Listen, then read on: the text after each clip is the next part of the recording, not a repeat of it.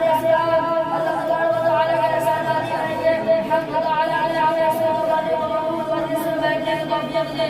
بہت دیر سے کرنا اور کہ آپ حضرات کو نماز کو بہت مطلب بناؤ.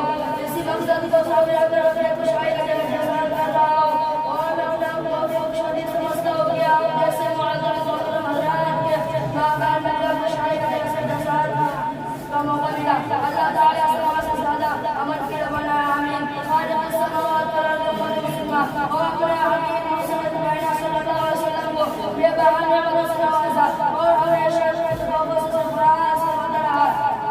ان مسلم على ورثه الناس والله رسول الله صلى الله عليه وسلم اللہ تعالیٰ نے ہر پر مشورہ سے فرمایا, سماعت کا مشورہ سے فرمایا, ایمان کا مشورہ سے فرمایا, تمام احکام کا مشورہ سے فرمایا.